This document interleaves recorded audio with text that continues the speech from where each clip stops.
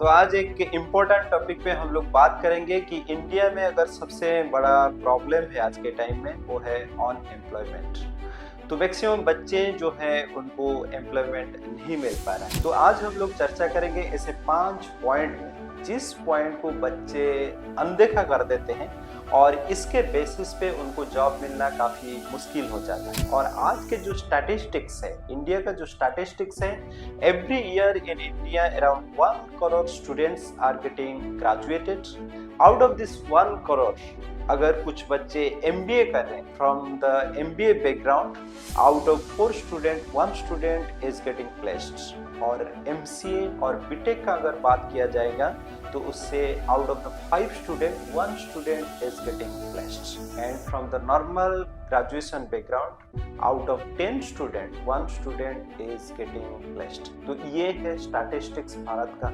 तो आज हम ऐसे पॉइंट में चर्चा करेंगे कि ऐसे क्या पॉइंट है जिसको अगर बच्चे ध्यान देंगे तो डेफिनेटली उनका प्लेसमेंट होगा, उनका नौकरी लगेगा। और ऐसे कौन सा पॉइंट है जिसको अनदेखा कर देते हैं और उसके बेसिस पे उनका जॉब मिलना काफ़ी मुश्किल हो जाता है। तो डेफिनेटली ये जो वीडियो है आपको हेल्पफुल करेगा। तो अगर हमारे चैनल को आप सब्सक्राइब नहीं किए हैं तो डेफिनेटली सब्सक्राइब करिए। तो आज हम जाते हैं कि ये ऐसे 5 पॉइंट जिसके बेसिस पे एक्चुअली एम्प्लॉयमेंट हो जाना या कोई भी कंपनी में प्लेस हो जाना काफ़ी आसान हो सकता है। तो पहला पॉइंट मैं जितना देखा हूँ, मैं डेफिनेटली बहुत सारा स्कूल एंड कॉलेजेस में जाता रहता हूँ और मैं 10 साल आईटी इंडस्ट्री में काम करके आया। 10 साल जो आईटी इंडस्ट्री में काम करा तो डिफरेंट कॉर्पोरेट्स में मैं काम किया, छोटे छोटे कॉर्पोरेट से लेके बहुत बड़े कॉर्पोरेट्स तक। कॉग्निजेंट, सीजीआई और वेल्स फार्गो जैसे आईटी कॉर्पोरेट्स में मैं काम किया और खुद का रियलाइजेशन के बेसिस पे वहाँ पे कॉर्पोरेट का रियलाइजेशन और यहाँ पे मोटिवेशनल स्पीकर के हिसाब से डिफरेंट कॉलेजेस स्कूल जाता हूँ। यहाँ पे स्टूडेंट के सिचुएशन भी मैं देखता हूँ, तो उसके बेसिस पे ये मैं वीडियो बना रहा हूँ जिसके हिसाब से हो सकता है ये डेफिनेटली स्टूडेंट लोगों को काफ़ी मदद करेगा। तो पहला पॉइंट है जो सबसे प्रॉब्लम क्रिएट कर देता है, एक माइंड सेट स्टूडेंट लोगों का कि हमको अगर अच्छा नौकरी मिलेगा तब भी हम लोग जाएंगे। ये माइंडसेट एक इतना मतलब स्ट्रांगली बैठ जाता है कि ये जो परसेप्शन कि हम लोग डिजायर बहुत बड़ा है, डिजायर हमारा बहुत बड़ा है लेकिन डिजर्व हम बहुत कम करते हैं। मतलब मान लीजिए मैं जितना स्कूल कॉलेजेस जाता हूँ, अगर पूछता हूँ कि आपको इनिशियल पैकेज कितना चाहिए तो मैक्सिमम बच्चे बोलते हैं 6 लाख 7 लाख या 10 लाख। देखिए ये एक्सपेक्टेशन में कोई प्रॉब्लम नहीं और ये मैं भी नहीं कहता हूँ कि आप एक्सपेक्टेशन मत रखिए, लेकिन क्या हम लोग इस चीज़ के लिए डिजर्व करते हैं, ये क्या मैटर नहीं करता है। अगर कोई कॉर्पोरेट्स हमको हायर करता है 10 लाख पैसा देने के लिए तो डेफिनेटली उनको तो उतना बेनिफिट मिलना चाहिए ना। वो बेनिफिट क्या हम देने के लिए उतना काबिलियत हमारे अंदर है, ये अगर नहीं है तो कोई कॉर्पोरेट हमको क्यों इतना पैकेज दे के हायर करेगा। और अगर ये डिजायर हम लोग सेट करके बैठे हैं कि अच्छा नौकरी अगर मिलेगा तभी हम करेंगे, नहीं तो हम नहीं करेंगे, तो ये तो बहुत बड़ा प्रॉब्लम क्रिएट हो जाएगा ना। तो इसीलिए मैक्सिमम टाइम में मैं देखा हूँ बच्चे जो एक एम सेट कर लिए हैं कि हमको अच्छा नौकरी चाहिए, टॉप एमएनसी में चाहिए, अच्छा सिटी में चाहिए, हम जाएंगे तो एकदम एसी घर में बहुत बढ़िया एकदम कॉर्पोरेट है, हमको लेने के लिए कार आ रहा है। तो ये जो माइंड सेट है ना, ये हमको बहुत बड़ा प्रॉब्लम कर देता है। और ये माइंड सेट कैसे आता है, तो मैक्सिमम टाइम में देखिए ये माइंड सेट कैसे आता है। हम जब देखते हैं हमारे सीनियर्स को देखते हैं, हम हमारे बड़े भैया या बहन को हम देखते हैं, रिलेटिव्स को देखते हैं, हम लोग देखते हैं वो लोग काफ़ी अच्छे जगह में प्लेस्ड हैं, जो कॉर्पोरेट्स में काम करें, अच्छा पैसा मिल रहा है, अच्छा मतलब लोकेशन में है, अच्छा फैसिलिटीज दे रहा है, तो हमारे अंदर भी ये उम्मीद जग जाता है कि हम लोगों को भी ऐसे ही चाहिए ना, नहीं तो हम कैसे फिर शुरुआत कर सकते हैं। लेकिन हमेशा याद रखिए जो लोग आज इस पॉइंट में जाके पहुंचे हैं तो डेफिनेटली वो एक दिन बहुत स्ट्रगलिंग फेज से स्टार्ट किए। ये हम लोग कहीं ना कहीं भूल जाते हैं कि हर व्यक्ति एक पॉइंट में पहुंचने के लिए काफी स्ट्रगल करता ही है। तो अगर हम भी सोच रहे हैं कि कॉर्पोरेट्स में हम लोग जॉब स्टार्ट करेंगे, तो ये हम लोग को सोच लेना चाहिए कि कैसे भी तरीके से कोई भी अगर जॉब मिल रहा है हम लोग को एक्सेप्ट कर लेना चाहिए। और ये मैं नहीं कह रहा हूँ कि आप जाके वो पोजीशन में नहीं पहुंच सकते हैं, डेफिनेटली आप पहुंचेंगे, क्यों नहीं पहुंचेंगे, लेकिन बात ये है कि स्टार्ट तो करना ही पड़ेगा ना। तो स्टार्ट करते करते जब आपका एक्सपीरियंस हो जाता है, आप जब काबिलियत बन जाती है, तो डेफिनेटली आपको मिलेगा, क्यों नहीं मिलेगा। लेकिन स्टार्टिंग से हम ऐसे सेट कर लेना कि अच्छे एमएनसी मिलेगा तो जॉब करेंगे, अच्छा अगर पैकेज होगा तो जॉब करेंगे, नहीं तो नहीं करेंगे, ये माइंडसेट में हम जब बैठ जाते हैं तो हम लोग बैठ ही जाएंगे। और देखिए मैक्सिमम टाइम में ये जो कॉर्पोरेट है, इंडस्ट्री है, यहाँ पे fast job is very important. Once you click the job and after that you got the experience, then after that progressing is very smooth. But the thing is that clicking a job is very difficult. So that's why when you got your first job, you should not reject that. You need to accept. लेकिन इसमें basis पे ये भी मैं नहीं कह रहा हूँ कुछ भी आप करें, लेकिन फिर भी आप थोड़ा माइंड को ऐसे बनाओ कि कुछ भी अगर मिल रहा है, थोड़ा बहुत मैनेजेबल अगर मिल रहा है तो डेफिनेटली करना चाहिए, उससे एक्सपीरियंस लीजिए, उससे सीख लीजिए, नॉलेज लीजिए, और धीरे धीरे धीरे धीरे आप भी देखेंगे वही पोजीशन में पहुंच जाएंगे जो आप डिजायर किए थे। लेकिन स्टार्टिंग में ये जो एक्सपेक्टेशन लेके मत बैठिए, ये फर्स्ट पॉइंट, ये बहुत इंपॉर्टेंट पॉइंट है। नेक्स्ट पॉइंट पे हम जाते हैं। मैक्सिमम टाइम में क्या होता है, जब बच्चे ग्रेजुएट होते हैं और उस टाइम में उनका प्लेसमेंट नहीं होता है। अगर प्लेसमेंट नहीं हो रहा है तो उस टाइम में मैक्सिमम बच्चों को मैं देखा हूँ, बीटेक 4 साल कर लिए, एमसीए या एमबीए 2 साल कर लिए, एक माइंड सेट हो जाता है हम लोग घर जाएंगे कुछ दिन के लिए। ये जो माइंड सेट है ना, सबसे बड़ा खतरनाक साबित हो जाता है। क्यों? क्योंकि देखिए आप जब घर चले गए, आपका प्लेसमेंट हुआ ही नहीं, तो अभी पेरेंट्स पूछेंगे ठीक है आपका तो प्लेसमेंट नहीं हुआ है तो कुछ दिन के लिए घर में रह जाओ, और उधर धीरे धीरे क्या होता है, फैमिली फंक्शन में गए, ये गए वो गए, तो इधर उधर होते होते 6 महीना चला जाता है, 1 साल चला जाता है। तो धीरे धीरे देखिए आपका जो मोटिवेशन था ना वो धीरे धीरे डाउन होता जाएगा, आपका जो कॉन्फिडेंस था ये धीरे धीरे डाउन होता जाएगा। तो ये जब डाउन होता जाएगा तो आपके अंदर एक क्वेश्चन रेज होगा, तो क्या मैं अभी बाहर जाके मुझे जॉब मिल सकता है। तो ये जब क्वेश्चन आ जाएगा और आपके अंदर जो मोटिवेशन धीरे धीरे डाउन हो जाएगा ना, तो ये काफी आपको इम्पैक्ट करने वाला है। मेरे जीवन में मैं देखा हूँ, जितना भी मेरे साथ में थे और मेरा जूनियर्स में थे, जिस लोगों का जॉब नहीं मिला है ये बहुत बड़ा कारण साबित हुआ है। तो पास आउट होने के बाद घर चले गए, और घर जाने के बाद 6 मंथ 1 ईयर कैसे चला जाता है ये पता नहीं चलता। और हमेशा देखिए पास आउट के बाद आपका जो फर्स्ट और सेकेंड, ये 2 जो साल ये काफी प्रोडक्टिव ईयर माना जाता है। इसके बीच में जितना मोटिवेशन रहता है ना, उसके बाद इतना मोटिवेशन नहीं रहता है। तो इसीलिए ये जो पास आउट के बाद 1-2 साल ना, इसको आप बहुत अच्छे से इस्तेमाल करिए आपके मोटिवेशन के साथ, तो डेफिनेटली यहाँ पे जॉब लगना काफी आसान हो जाता है।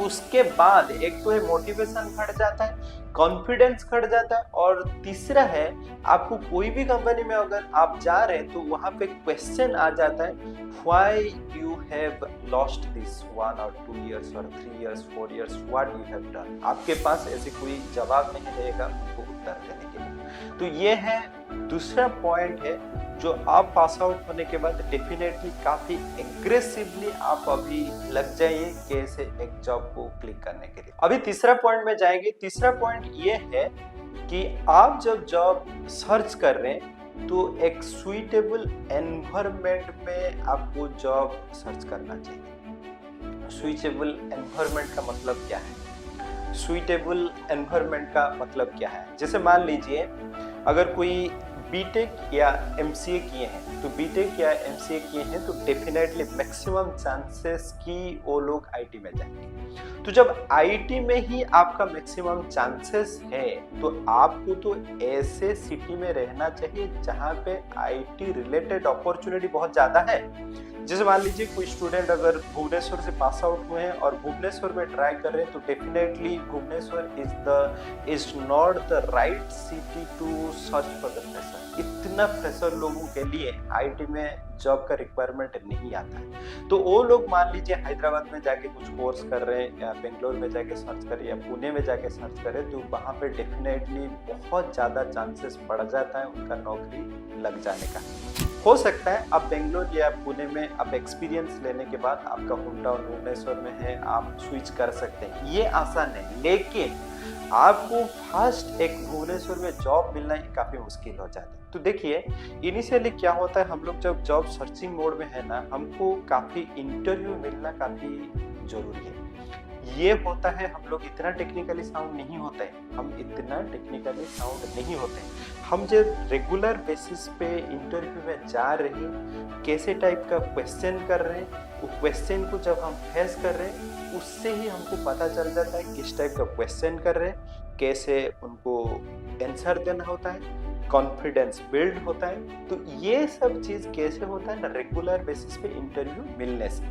लेकिन अगर हम लोग भुवनेश्वर या कोई छोटे मोटे सिटी में अगर ट्राई कर रहे हैं, वहाँ पे हम लोगों को इंटरव्यू कॉल ही नहीं आ रहा है, तो डेफिनेटली कैसे हम लोग सोच सकते हैं कि हमारा फर्स्ट जो जॉब है वो क्लिक हो जाएगा, नहीं हो सकता है। तो इसीलिए देखिए कि हम लोग को ऐसी सिटी में जाना चाहिए जहाँ पे अपॉर्चुनिटी ज़्यादा है।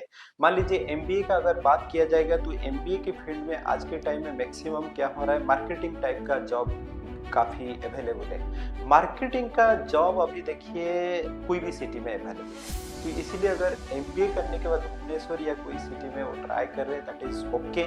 लेकिन अगर बीटेक या एमसीए टाइप का जॉब के लिए, एमसीए करने के बाद जो जॉब के लिए, मुझे नहीं लगता भुवनेश्वर या छोटे मोटे जो सिटी है ये आपके लिए सुइटेबल है।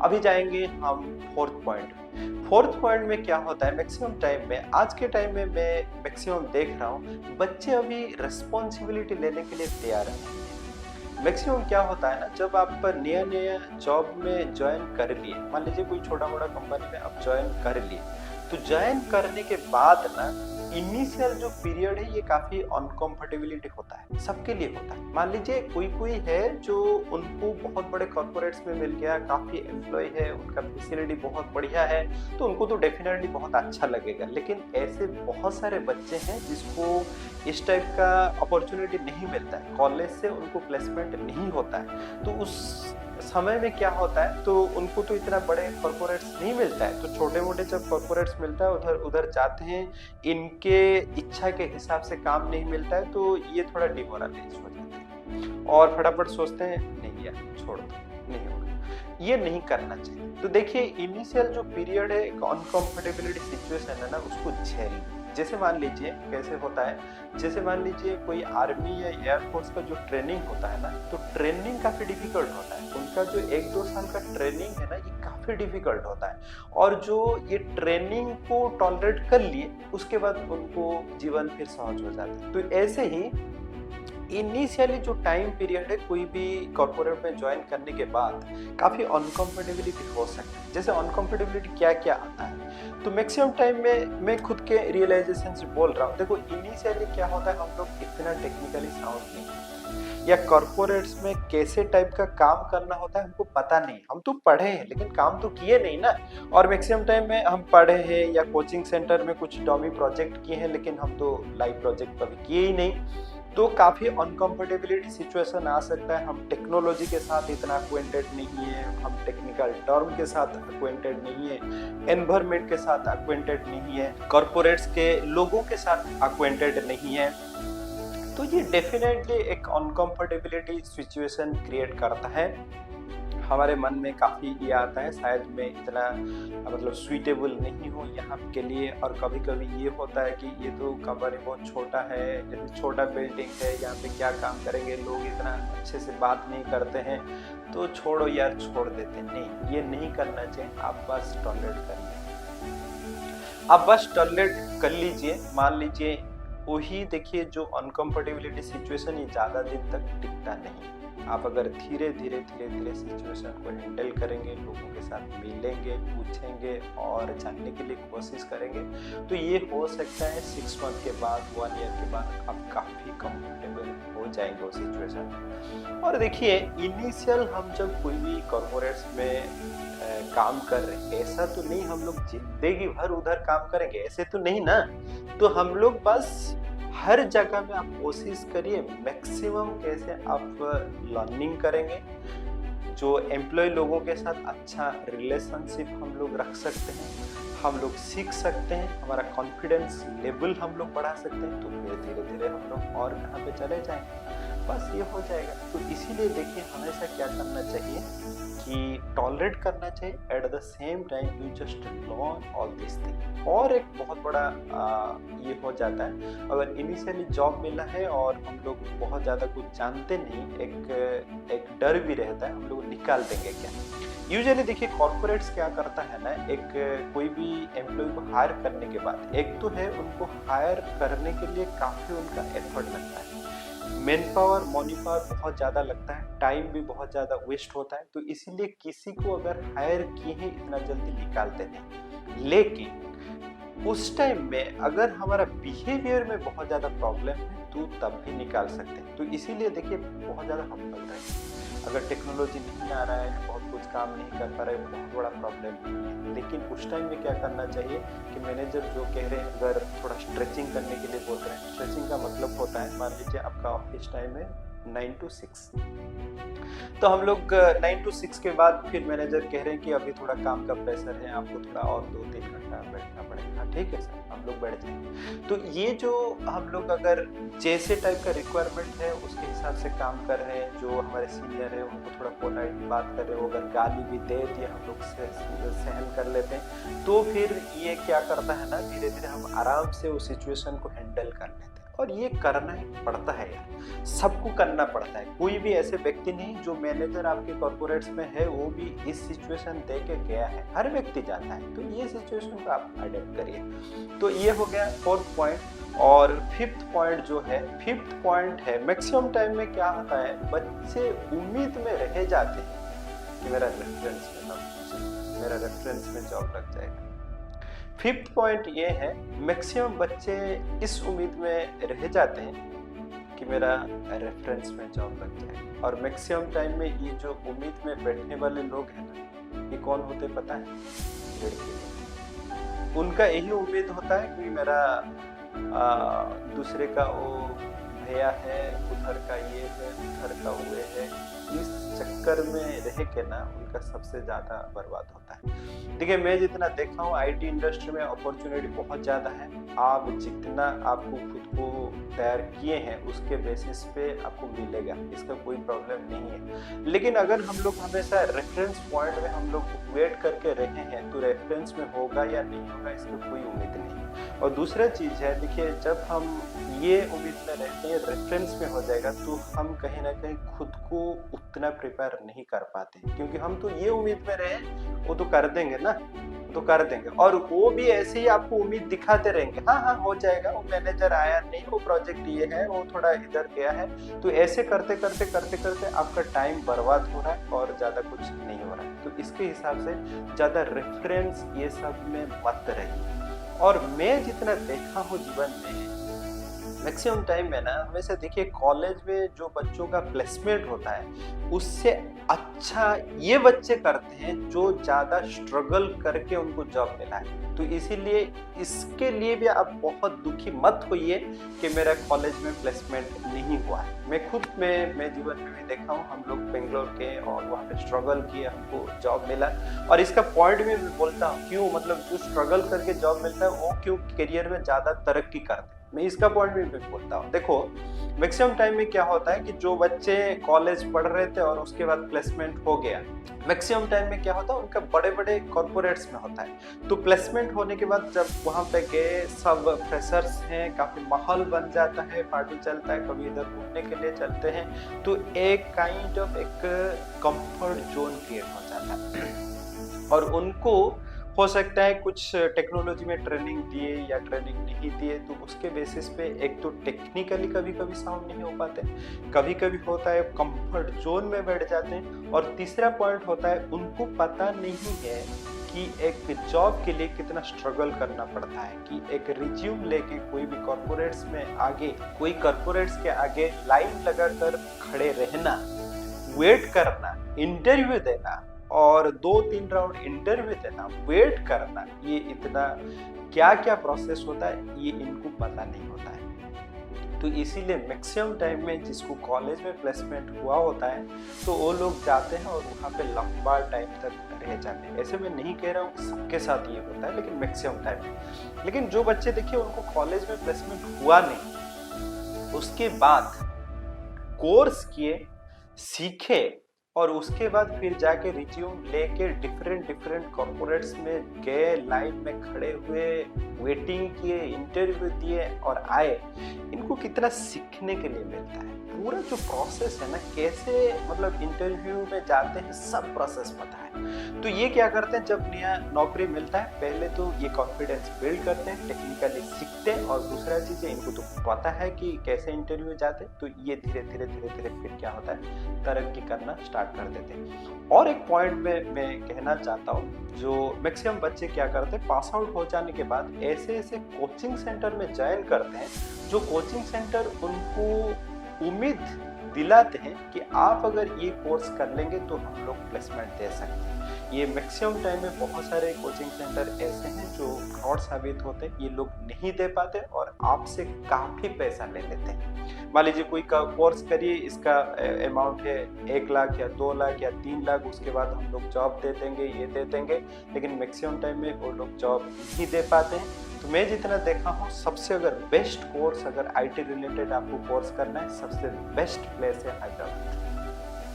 तो हैदराबाद एक ऐसा जगह है कि आपको एक तो कोर्स बहुत कम पैसा में मिलता है और काफ़ी एक्सपीरियंस टीचर से मिलता है, जो आपका जो क्लैरिटी ऑफ नॉलेज और टेक्नोलॉजी को लेके बहुत ज़्यादा मिलता है।